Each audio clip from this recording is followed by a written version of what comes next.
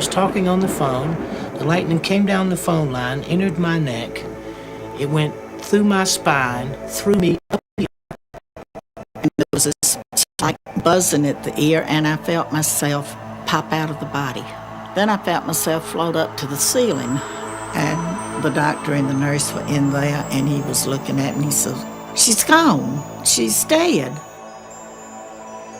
And I was taken to hospital. Doctors did anything they could to help me, but I was declared dead. I realized I was out of my body when I was suddenly looking at this light. Out of that light stepped the most amazing being I have ever been in the presence of. It was just total selflessness, understanding, kindness, all-consuming love, wonderful love.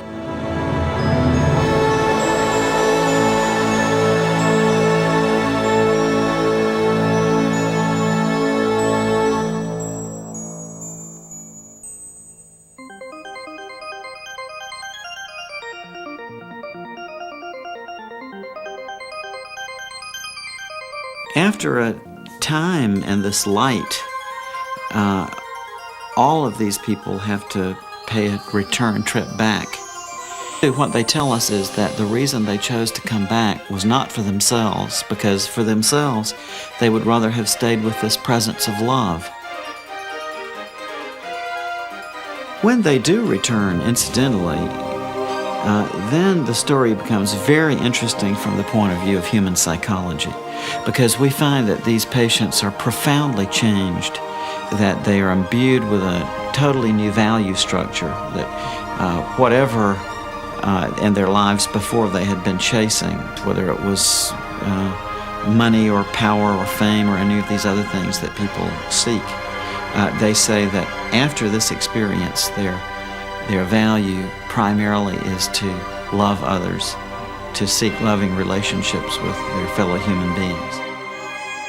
And also they tell us that they have no more fear of death whatsoever.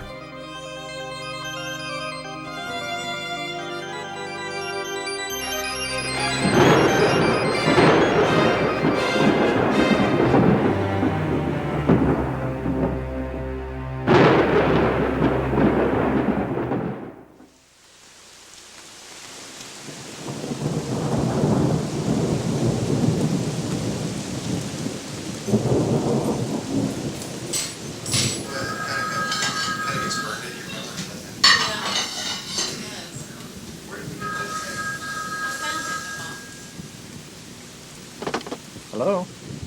Oh, hey, Mom, how are you? Oh, no, what's the matter? What's happened to him? Oh, no. Oh, no. I was shocked when I got that phone call. The one that nobody ever wants or ever really expects to get. There's just so many feelings that I really want to share. I just want to be there.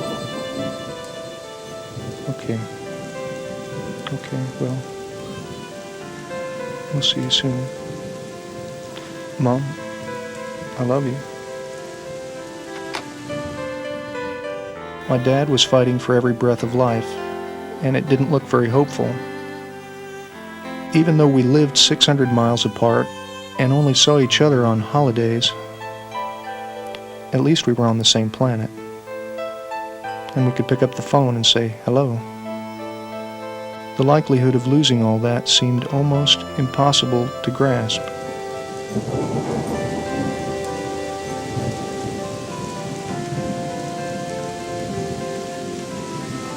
Dear Dad, I'm so sorry to hear about what you're going through. I know you're rugged, but you gave us a good scare.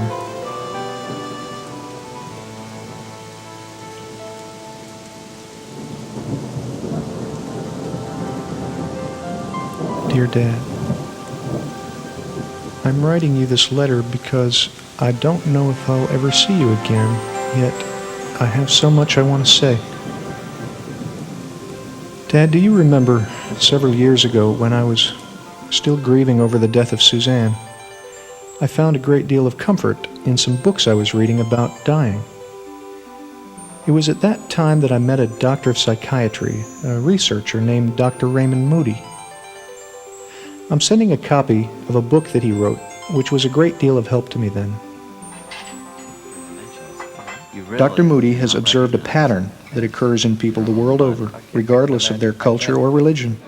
As a matter of fact, the prior religious beliefs or background of the person doesn't seem to have much to do with whether or not they have an experience and even the content of the experience. We've even had people who say that prior to their experience they were atheists or agnostics who have very beautiful and full-blown near-death experiences. Really? And do they remain atheist and agnostic? Not at all. Once they come back, they tell us that they're totally transformed and they have no more doubt whatsoever that there is a God and that there is a life after death. It's about his research on the stories of people who have approached death, many of whom actually had the experience of dying and then were revived and lived to tell about it. What happened is I felt like I'd been hit by a train. But what had happened was I was talking on the phone, holding the telephone like this. The lightning came down the phone line, entered my neck. It went through my spine, threw me up in the air. As it threw me in the air, it knocked me out of my shoes and welded the nails in the heels of my shoes to the nails in the floor, which is how I was grounded and I didn't explode. Before I shot myself, I measured like we did in CPR to find where the heart was. And that's where I just took the barrel and put it up against my chest and pulled the trigger. I had not responded to treatment. I was getting worse, and the doctor had come to see Anne. At this point, he says, I've lost her. She's gone.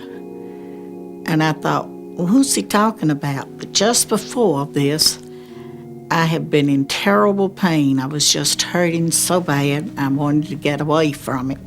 15 minutes before I was to be picked up by a Jeep, I was discovered to have a temperature of 106.5, and instead of waiting for the Jeep, the captain in charge of the ward sent me over to X-ray, and the last thing I remember was the captain in charge of the X-ray asking if I thought I could stand up long enough for them to get a picture of my chest.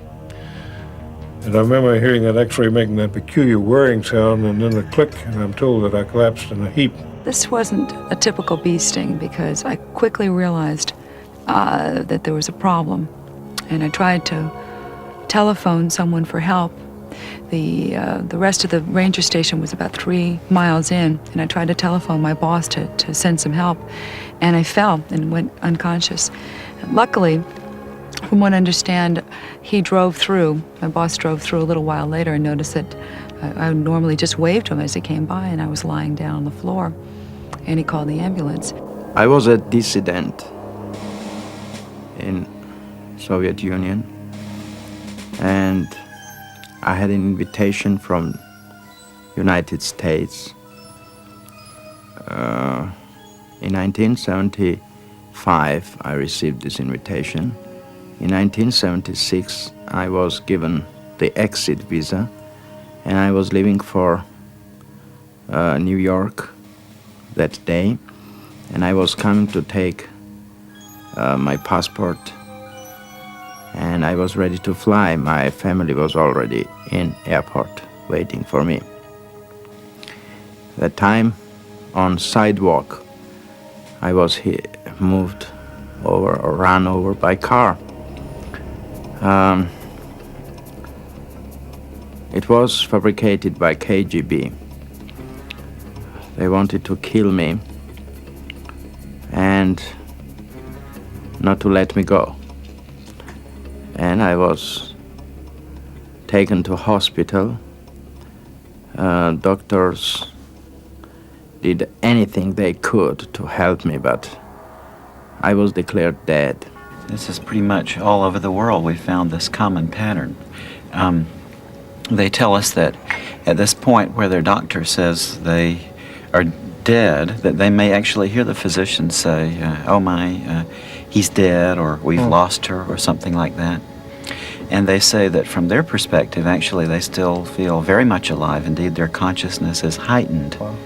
And they tell us that they seem to leave their physical bodies. They say that they float up, typically right above the bed in the operating room or the emergency room, and they look down and they can see their own physical bodies lying on the bed down below. I was above my body. I was floating, and there were people around me, except I didn't realize that that person there was me. But then all of a sudden I heard this statement, "He's gone, he's gone." And it was the paramedic making that statement to the driver. At that point, I was standing behind the paramedic. I was watching him work on my body. And suddenly there was commotion beneath me, and then I started noticing all of the people underneath me, and the EMS workers were pushing the stretcher down the hall, and I really wasn't concerned with my body. I was more concerned with, there were a couple of plainclothes policemen over where the guns were, and one of them was wrong about something, and I was trying to tell him that he was wrong. And I could see the soldiers and the nurses and the doctors, but they could not see me. And I went from ward to ward, bed to bed, trying to find a soldier that I thought that looked like me lying in the bed. I was becoming more and more desperate because, as I say, I could see these human beings, but I could not communicate with them. Finally, I went into this little isolated ward room. And sure enough, lying in the bed with the sheet pulled up over the head was this body that I had to recognize as me because it had my fraternity ring on its finger. And there was this slight buzzing at the ear, and I felt myself pop out of the body. I don't know how I came out. I was just suddenly out of the body. And I sat down on the head of the bed a minute to look around. Then I felt myself float up to the ceiling, and I was looking down, and he said, "She's gone." And I couldn't believe it, and I thought, well, who's gone? And I was trying to look down to see. And I felt presences with me. Guardian angels is what they were, but I called them guides. I was suddenly looking at this light that seemed to be in the corner of the room. But the first thing I thought was, "Where did you come from?" And she said, "I've always been here, but you weren't able to see me before." The reason I use she is because she emanated feelings of selflessness, love, all-consuming love, understanding, kindness, and those were attributes that I thought of as being feminine. After a while in this, they say that they begin to feel an indescribable feeling of bliss, that it's something that transcends words, that we can't put it into the language that we have in everyday life. One man, for instance, told me that although he was in great pain in his chest prior to leaving his body, as soon as he left his body, that he was overcome with a tremendous sense of joy and peace, a kind of ecstasy. There was absolute freedom of your soul and body. And this amazed me. And this was very interesting too. I was happy to be in such experience because I could see their thoughts. I could see everything what was happening. I could smell. I could hear. And I could see their thoughts. This was the main thing what was very, very making me happy and proud. I don't know this word is good to use here or not, but I'm proud of that I can see their thoughts. But I can remember that it felt very exciting to be above and to be out and looking down and not threatening at all. Then I knew I was supposed to be keeping up with my body, so I followed my body through the hall and out the front door. And there's something about being outside when you're out of your body, but when I got outside, it was just wonderful. But it seemed like I was always just kind of looking through the ambulance because I was enjoying being outside. It's really kind of a nice experience with the lights and everything and the feeling of lightness. As I have come out, I'm in no pain, but I'm also just free of everything. I'm no one's wife, mother, or daughter. I'm just myself alone. I have the distinct memory of always trying to look at myself and thinking how much better looking I thought I was than that. Because this guy was ugly, he was in trouble, and he had these blue lines all down his face. And I was happy, truly happy, to be away from that body. They could have it. And I did not feel one bit of remorse or sadness, no matter what had happened. But it was not bothering me. I saw my body and I hated it, and I didn't want to come to my body back. It looked like this sort of a feeble, sick person. And it didn't dawn on me until it seemed like many minutes later, I'm sure it was a flash, that that person was me. And that they were trying to revive me because I was dying. And in fact, my heart had stopped. There's a skeptical part of me, too. Mm-hmm. And I wonder sometimes whether or not this might just be people's hallucinations that they're going through, or just a natural shutting down process when the brain is dying. I used to wonder about that myself, Peter. What has turned me around on that issue is that so often these patients are able to give us very correct descriptions of what was going on during the resuscitation from a point of view they couldn't have had from the perspective of that physical body lying on the table. For instance, my friend Kim, who works at a medical university out west, was telling me that she was involved in resuscitating a young patient named Maria. And Maria had been believed dead, but was successfully revived. And when she came back to consciousness, my friend Kim happened to be standing there by her bedside. And Maria grabbed onto Kim and said, during the resuscitation, when she was out of her body, she drifted outside of the hospital entirely and saw an old shoe on a ledge on a window outside an upper floor of the hospital. And Kim was actually able to go there and to verify that the shoe was there exactly as the patient had specified. Really? And all of a sudden, I'm aware of people out in the hall. The room had been sealed off because he was going to do surgery in the room. So I immediately went out through the door, did not open it, just went out. I was immediately on the other side in the hall. But I go up to my daughter and I try to make her hear me. Kathy, go home and change your clothes. I couldn't make her hear me, so I went to her dad. And I said, Judd, take Kathy home, change her clothes. She shouldn't be out like this. While they were in the hall there and I was trying to send them home, a brother of my husband's came up. And he was talking to him, and he had gotten worried to come. And one of his neighbors was also in the hospital, and he came up and started talking to my brother-in-law, wanting to know what he was doing at the hospital and what he was going to do that weekend. He said, well, it looks like my sister-in-law is going to kick the bucket, and I was planning to go to Athens, but I'll stick around now to be a pallbearer.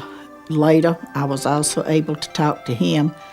He didn't want to admit it, but he did admit that this is what he had said. And I laughed at him because it embarrassed him. It was amazing that I was never leaving my body too. I was everywhere who thought about me, but I was with my body. It means that I was not leaving the one part for another. I was everywhere the same time. I could be in New York, I could be in Longview, Texas. I could be in Moscow, I could be in Tbilisi, Georgia. In any place, there was no distance and time at that time with me. And this time I'm thinking, I want to see my sister. So I immediately find myself in Rockville, Maryland at her home. And she's getting ready to go grocery shopping. She's wearing a beige suit with a green blouse. She's had to go over the house and look for her keys that she had misplaced, had to find her grocery list. And finally, she walks out her front door to get in her blue Monte Carlo Chevrolet. And I feel there's no need for me to go to the grocery store with her, so I let her go on, and I'm going to pop over then to another sister who lives a few miles away from her. And this other sister had already left home. I was able to determine she had gone grocery shopping herself. So the guides asked me, was I ready to leave this area now? And I agreed, said yes. About 2 weeks after I had this near-death experience, I was in contact with my sisters, and I brought this fact up to her and described, and she said, well, how did you know? I didn't see you, you weren't here. I could communicate with the children, with very little children who couldn't speak and who couldn't walk and who were very little, and just coming from that place where I was going. And this was amazing communication with them, spiritual communication. We never spoke in words, we spoke in mental communication. And she had broken hip, and nobody understood why she was crying so loud. And the doctors and these parents were very concerned about this. And I said, don't cry anyway, nobody will understand why do you cry. And she stopped crying and she smiled, you know, and it was incredible experience for that people who were around, and they looked at her and said, what's happened? Why she's not crying at this time? I want to tell them that, you know, she has these diseases. This happened with her, but I couldn't communicate with them. After third day, when I was back to my body, and after 3 days when I could speak, I said them that, you know, your daughter is crying because of this. She has a broken hip, and you know, and this is the diagnosis which you are seeking on, you know. And they found that it was truth, you know. They were shocked and they were surprised. I've also wondered whether or not people may not just be going to places that they've known before in their memory. Well, they certainly do that. They do go to places where they have been, but they also fairly frequently end up in places where they didn't know existed on the way. And in one case, that of Dr. George Ritchie, he was actually able to find a place that he had seen in his out-of-body experience. I had left that room, went as far as Vicksburg, Mississippi. Saw a man getting ready to go into a white all-night cafe there on the corner of a street there in Vicksburg, and asked him if he could tell me if I was going in the right direction to get to Richmond. And this man acted the same way that a ward boy had in the corridor that I passed as I was going out of the hospital, like he could neither see me nor hear me. Actually, I walked right through the ward boy going out. But I was so determined to get back to Richmond, that never even stopped me. And when this guy couldn't see me, then I realized that there was a vast change. Something was wrong, that these people could neither see nor hear me. The way that I know that it was Vicksburg, Mississippi, because 10 months after this experience, I came back through Vicksburg and recognized the white all-night cafe on the corner. Time and distance, as you and I comprehended in this room, simply does not exist, because simply by wanting to be heading back towards Richmond, apparently I was. And before I tell you about the most adventurous kind of out-of-body traveling, I want you to promise me that you'll come to visit me and say goodbye before you actually leave this world. There are occasional reports from people who experience another dramatic form of traveling, that they actually leave their body, zoom up above the Earth, and travel far into space and see the Earth down below. Dr. Carl Jung, the great Swiss psychiatrist, was an example of this phenomenon when he had his near-death experience in 1944 in a heart attack. At the beginning of 1944, I broke my foot, and this misadventure was followed by a heart attack. Extremely strange things began to happen to me. It seemed to me that I was high up in space. Far below, I saw the globe of the Earth bathed in a gloriously blue light. I saw the deep blue sea and the continents. I could see the snow-covered Himalayas. I knew that I was at the point of departing from the Earth. The sight of the earth from this height was the most glorious thing I had ever seen.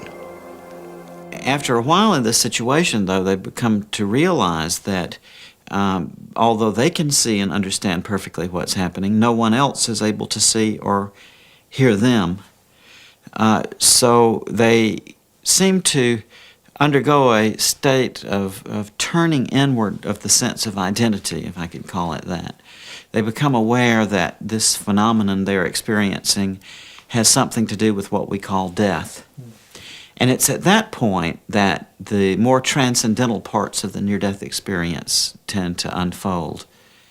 I have this pain, and I am in darkness. I cannot see anything. Then I cannot move hand, then I cannot move my body. And then I understood that I am not there, but I am. And it scared me. Fear, unknown. Why are all people afraid of darkness? Because they don't know what is in darkness. The fear of darkness is because of unknown. Ununderstandable makes you to be afraid of something. That's why I was afraid too. I was afraid of this darkness. I was afraid of being there. But more afraid was that I was somewhere without my body. But I was. And I was a scientist, I worked on idea of psychology and languages, I learned physics, I learned chemistry, I learned many other physiologies, anatomy, and all it was based on dialectical materialism, historical materialism. And in my idea it was impossible to be somewhere without your body. Where is my main component, my life, my body? I was scared to death, but I was already dead. And that was the amazing feeling to understand that you are, but you are not. If you think, you are. If I think, I thought, I am. But if I am, and if I think, why cannot I think positively what's happening around me? And I began to think about light. I saw light outside of darkness, and it shocked me. But first feeling which I had was to come to that light. The first thought which came to me was to go into this light. And I had that movement. They describe to us how they seem to be drawn into an enclosure of some sort. They often call it a tunnel. And they go through this tunnel quite rapidly, and they come out on the other side into an incredibly brilliant and warm and loving light. Don't know exactly how I entered the tunnel or just at what point, but it was when the guides had asked me, and I said yes, and I feel myself going in an upward motion. The tunnel is not too big, just seemed for one person to go one at a time. It doesn't touch you, or I didn't reach out and touch the walls, but it's black, and I feel myself going up and looking at light, bright light at the end of the tunnel. And the next, as I'm going along, I see the gray area, but I did not stop to go in and see just what was going on. I went on to come out into this beautiful pasture valley land, flowers, bright, beautiful light, brilliant color. Nothing here is like it at all. The next thing I remember is I heard a set of chimes. And as I looked at an angle, probably 35 or 40 degrees, I could see a tunnel. The tunnel was like a spiral, like it was moving whether I was moving or not. Then I began to whisk down it, and I could hear these chimes. But I was in utter peace and utter tranquility. And it was such a stark, dramatic difference between the way that body was and what was happening to that body and this place I was, this utter peace. As I moved closer to the light, I was kept being surrounded and filled with this love of like, I can't describe it except when you haven't seen your parents in a long time. If you've been away from your family, and when you first see your mom and your dad, that feeling when you're a small kid, that feeling that you get. I knew I was safe. I knew everything was peaceful, and I knew it was right. As I came through the tunnel, I came into a place much like walking out of a dark room into a bright room, as if my eyes were trying to adjust to this brilliant light. The contrast between the brilliant light of the lightning bolt and the brilliant light that was in the tunnel was another thing that was quite dramatic. Because this light was so brilliant and so bright, it passed through me, it permeated me. It and I became one. For years now, we've been using the expression of seeing the light at the end of the tunnel. And I wonder whether it was started, perhaps, by people who had near-death experiences many years ago. In fact, I've been shown some paintings of just this scene that were done several hundred years ago. In the 15th century, the Dutch painter Hieronymus Bosch even painted this theme in his painting Ascent of the Blessed. In the foreground and the bottom of the painting, we see people who are dying, and as they are dying, they're surrounded by spiritual beings who attempt to turn their attention upwards. Above them, there's a tunnel which goes off into the distance, and at the end of the tunnel is a very bright light. As these people go through the tunnel, they kneel reverently into the light. So we know then that these experiences have existed among human beings from time immemorial. In this light, they often tell us that they see relatives or friends of theirs who have already died, who seem to be there to meet them and to greet them and to help them through this transition. Particularly very great thing happened with me. It was that I saw my parents, my real parents, and I understood that they were killed. And they were killed by KGB in Moscow, and I was happy of this. It sounds very ridiculous, but you know, I was happy because I was thought that I was abandoned by them. And I'd lost a girlfriend in the polio epidemic in the 30s. I think it was 38, but I'm not positive of that date. And she assured me that everything was fine and she was happy. And I also saw my grandparents coming to meet me. I had never known my grandfathers. They had both passed away before I was born. But I did know my grandmothers and my mother also. And as I'm there, this baby appears to me. And he says, "Hi, I'm your brother." And I said, "I don't have a brother." And we don't talk as I'm talking to you. There was no way of misunderstanding. It was more like it was mental telepathy. And he shows himself to me as a small infant, dressed in a cap and a little long dress with a knitted sack over it, booties and socks, and tells me to look me over now and remember how I look this way. And you can tell our Father when you get back, and he'll tell you it happened. And when I was able to talk to him, my dad said, "Well, I don't know how you knew that, because nobody but your mother and the doctor and I knew about these things." So it gives me hope to know that whatever happens, we'll be seeing each other again one day, as we're greeted by those loved ones, family and friends who have already died. All these greeters seem to be encouraging us to come into the presence of that light, and are letting us know that everything is going to be okay. The being of light that these patients often describe encountering is plainly a personal being. They say that they are in the presence of a being of complete love who accepts them and loves them totally, and who has a wonderful personality, is very knowledgeable about them, very wise, very helpful, also has a wonderful sense of humor. This is the most wonderful part of it. This is a warm, loving light. It's the most masculine, but it also has overtones of mother love, sisterly love.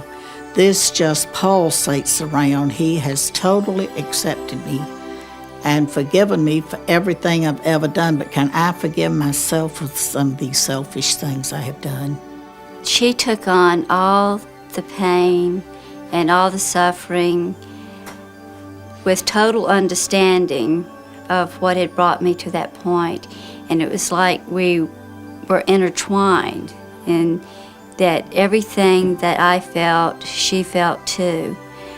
And there was this unconditional love, like most parents have for their children, that no matter how bad I might have been, or that I was totally loved and totally understood, because she understood the motivation behind what I did. There was this togetherness, this empathy that she had for me, and just wonderful love.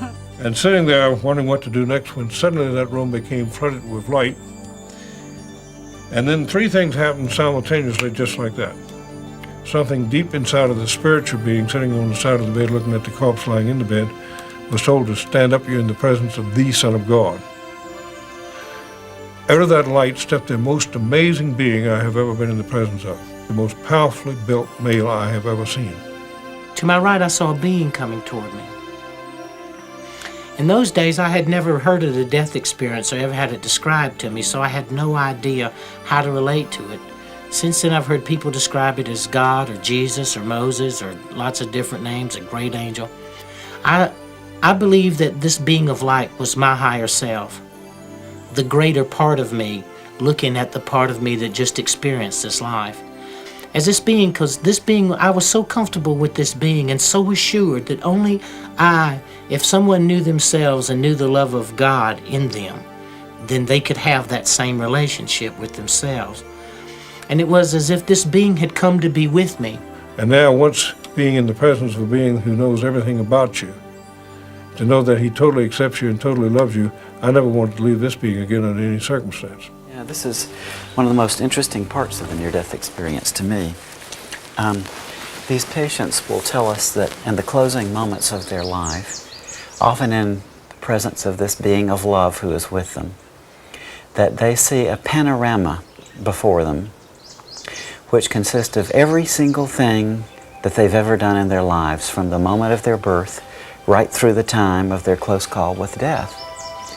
And they say that they see it all simultaneously, not with the events in temporal sequence, but rather all display there at once in a way that they find very difficult to describe. As those hospital walls virtually disappeared, and I saw every minute detail of my life, seeing my own cesarean section birth through the 20 years that I had lived, because I was only 20 at the time. With the light, there is this panoramic view of my life. It starts with birth. It continues right on to where we are at this point.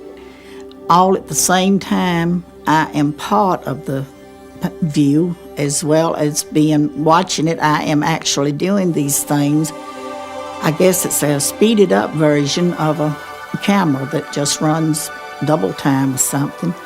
But I actually had the feelings of what was going on as I saw it, and also standing off to the side and being able to look around and look at the different things that went on at different times in my life. I saw all my life, but it's in that dimension which cannot be described. This was holographical view of being inside of your life, and then being as a viewer, participating the play of theater which happening there. But it is you, and you know that you are this. At Disney World, they have this Kodak ride where you sit in this seat and you go, there's this movie that surrounds you, and it makes you feel like you're a part of the action, and you can even get butterflies when there's a big drop or something.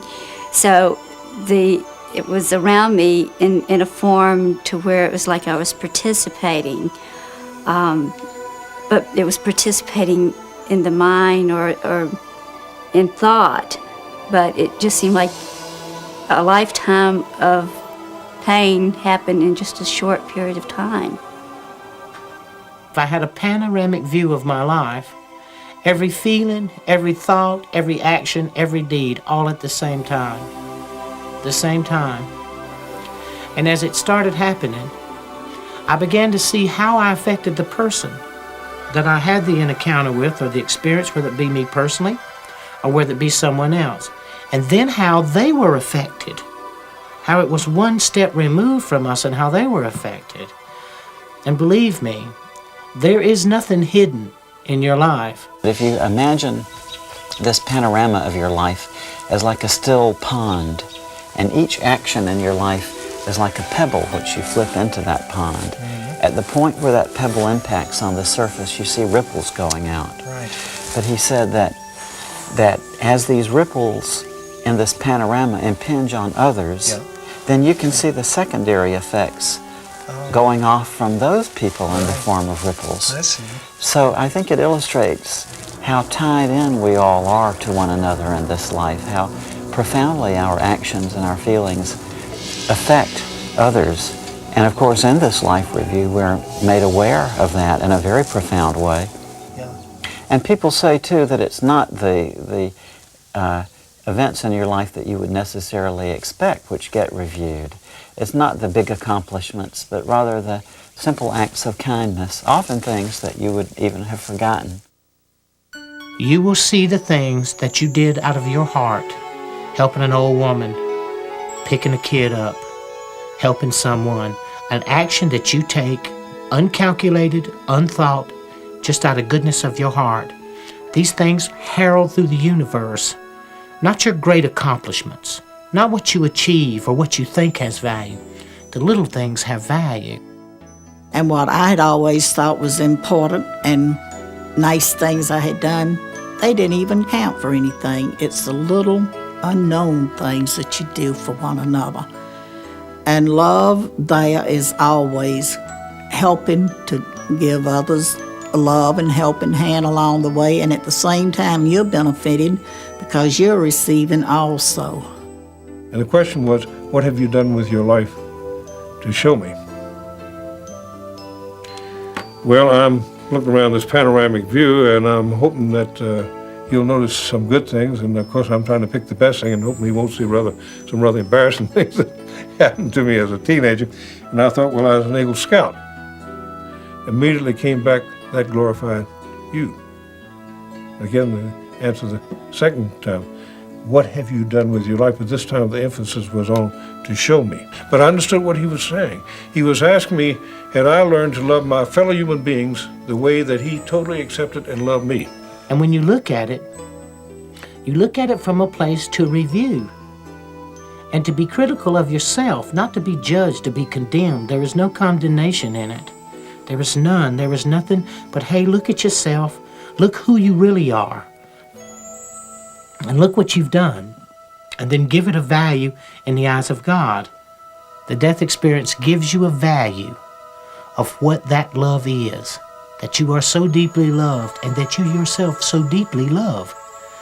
You begin to sense a part of yourself greater and far more magnificent than you ever give yourself credit for. Frequently, too, people tell us that this being is also interested in the knowledge that they've acquired in this life. If there is a scene in which one is seeking knowledge by taking a course or attempting to understand something, that this being comments in an almost offhanded sort of way, that even after we die, the process of learning goes on, and that what we learn here we can take with us to the next realm. People say that love primarily, and then in a secondary, almost grace note sort of way, that it seems to be the knowledge and the understanding we acquire. How interesting. After a time in this light, all of these people have to pay a return trip back. And it's very interesting that when they do, after having been in the presence of this being of love and light for a while, they literally don't want to come back. They resist the attempts very often made to send them back. I never wanted to come back. I wouldn't have traded, and I would not trade today. For the few moments that I got to spend on the other side, I wouldn't trade 20 of these lives. And when I had to come back, I came back dragging, kicking, and scratching because I didn't want to. And I'm told then, are you ready to go back? No, I want to go on to the City of Light. No, don't you want to go back? And I could hear my daughter and look back and see her and my husband. They were saying, Vi, don't go. Come back to us. Mama, I need you. Mom, come back. And they asked me again, are you ready to go? I said, no, but it seems that my daughter needs me, so I must go back. I really had no reason to go back except that I can remember my mother. And I know that I'd put her through a lot. I was a very accident-prone kid. And she used to say, if you ever die before I do, I'll never forgive you. My mother was so adamant about me not dying before she did. I think that's what first came into my mind. We are alive because of love. And this was what brought me back, which, to be honest, I didn't want to come back, but this love brought me back. Love of that people who wanted me back.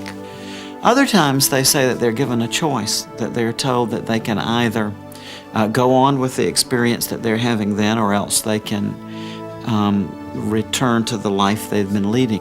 She said, you can stay here, or you can or go back. If you stay, you're going to have to go through everything that brought you to this point. And at the same time, I was seeing the things that had brought me to that point, the things in my life that were painful. There were other things, but somehow the things that had been painful were the things that made the biggest impact. And I knew that I didn't want to go through that again. So there is no way to escape that if you try to kill yourself and you succeed, somehow you're going to have to go back and live the life from the beginning and go through everything that was painful in your life, and then have to go from the point where you killed yourself also. So you're not escaping. And people will say to me, they say, well, Dannion, what about hell? I'll say, well, they didn't bring it up, and I darn sure didn't. Because maybe they might have checked and said, hey, Dannion, you're on this wrong list, you're supposed to be somewhere else. They also want to know about hell. Is it a fiery, burning place?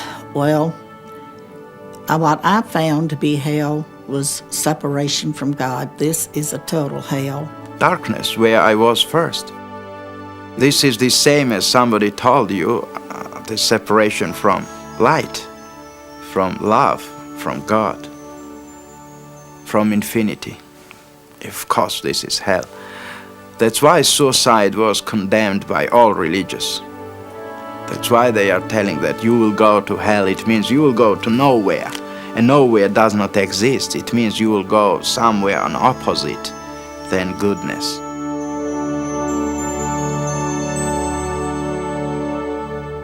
Very often they're told, it's not your time to die yet. You've got things left to accomplish, so you must go back.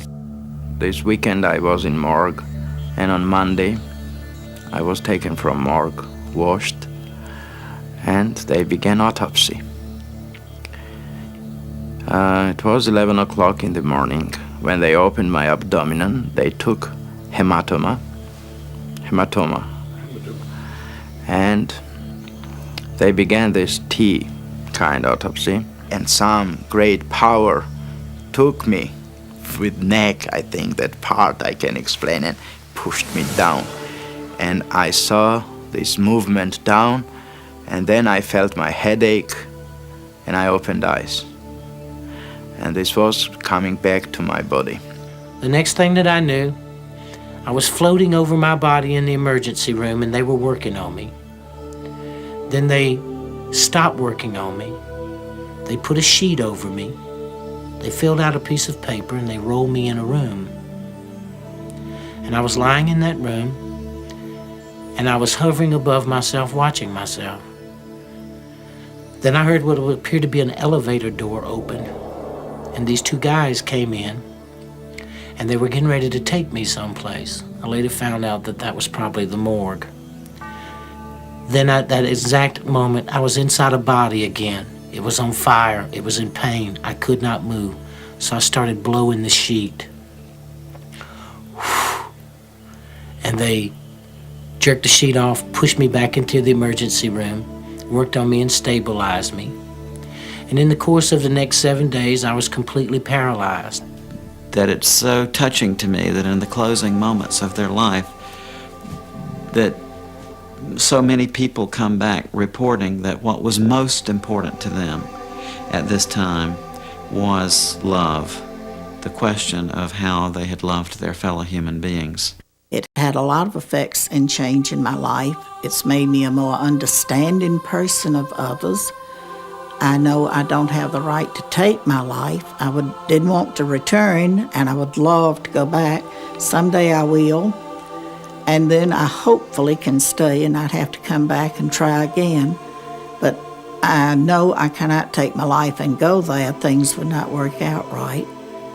But I think I'm a better person by watching for the needs of others and not being always selfish. Oh, I'm still selfish. I'm still a human.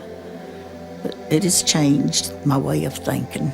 How to love other people and how to forgive and to put yourself in the place of other people in order to understand them. And that's something that you have to do in order to love people and in order to love yourself. Because if you hold grudges and you it hurts you and it hurts the other people, and it's a barrier to love if you can't forgive. You don't necessarily have to forget when people hurt you, but you have to understand them and forgive them. And I think that is the most important thing about love that I've learned, and how to look at how we're alike rather than how we're different. This is the main message which I brought back, that love is what cannot be changed. This is everlasting. And love is with life always together. Love, what keeps this world alive. Love as an eternity. Love as a basic of humankind. And we are alive because of love. I think the most important point about the death experience is that it is orderly. And the fact that small children, all the way to grown people, have similar experiences. And if people could understand that if they would pay more attention to each other and to care and have faith and hope in each other, we could also begin to believe and have faith and hope in the true nature of the love of God. And not God in a religious value, but God in a spiritual value. That through love all things are truly possible. And also they tell us that their fear of death is totally gone after this, that they have no more fear of death whatsoever. I saw life as a infinite life, infinite light, as a everlasting being. We cannot die because we are already created to live forever. The dimension of spirit is everlasting life. The third thing that I've learned is that life is forever. Death is nothing more or less than a doorway, something you walk through. Death does not exist. Don't be afraid. Death is only the part as a station, railroad station, where you come always to go to another life. I find it very comforting and encouraging to hear from so many people who have explored life beyond physical death that life goes on. So I know it's true, if either of us went tomorrow, we'd be joined again in what must seem like an instant. Back in a flash, as you always say. But whatever happens, I want you to know that I feel very blessed to have had you as my father, and I love you very much. With much love, Peter. Know that it'll be a safe journey, that you'll be taking that journey not alone, but surrounded by love, a greater love than you understand. And when you get to your part and place in that journey, whether it be not to come back or to be like a few of us to return, know that it symbolizes the orderly way in which God has prepared life for each of us, And in that life, the orderly passing and movement to another life, that you do not die, that the love of God sees you through all things, and that you will be forever, just in another place.